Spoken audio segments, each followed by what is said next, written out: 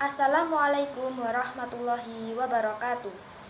Teman-teman yang dirahmati Allah, marilah kita bersyukur kepada Allah atas limpahan nikmat iman dan Islam, serta kenikmatan kesehatan jasmani dan rohani.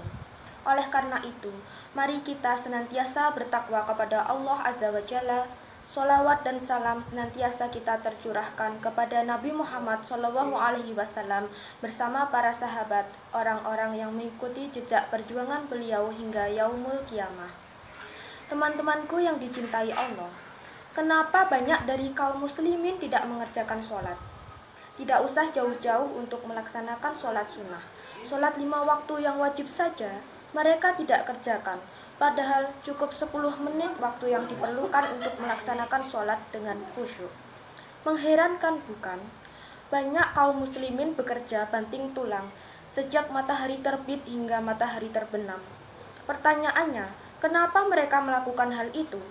Karena mereka mengetahui bahwa hidup perlu makan, makan perlu uang, dan uang hanya didapat jika bekerja. Karena mereka mengetahui keutamaan bekerja keras, maka mereka pun melakukannya. Oleh karena itu, dalam tulisan yang singkat ini, saya akan mengungkapkan pembahasan keutamaan sholat 5 waktu dan hukum meninggalkannya. Keutamaan sholat 5 waktu. Sholat memiliki kedudukan yang agung dalam Islam, antara lain. Yang pertama, sholat merupakan pembeda antara muslim dan kafir. Rasulullah SAW bersabda, sesungguhnya batasan antara seseorang dengan kekafiran dan kesyirikan adalah sholat. Barang siapa meninggalkan sholat, maka dia kafir. Yang kedua, sholat adalah tiang agama. Seseorang tidak tegak imannya kecuali dengan menegakkan sholat. Diriwayatkan dari Mu'adz bin Jabal, Nabi SAW bersabda, inti segala perkara adalah Islam, dan tiangnya adalah sholat. Yang ketiga, amalan yang pertama kali akan dihisab pada hari kiamat. Nabi SAW bersabda, sesungguhnya amal hamba yang pertama kali akan dihisab pada hari kiamat adalah sholatnya. Apabila sholatnya baik, dia akan mendapatkan keberuntungan dan keselamatan. Apabila sholatnya rusak, dia akan menyesal dan merugi. Keutamaan mengerjakan sholat 5 waktu. Yang pertama, mendapat cinta dan ridha Allah. Allah Subhanahu wa ta'ala berfirman, Qul in kuntum tuhibbunallaha fattabi'uni yuhibbukumullahu wa yaghfir lakum dzunubakum wallahu ghafurur rahim. Yang artinya, katakanlah Muhammad, jika kamu mencintai Allah, ikutilah aku. Niscaya Allah mencintai dan mengampuni dosa-dosamu. Allah Maha Pengampun, Maha Penyayang. Quran Surat Ali Imran ayat 31.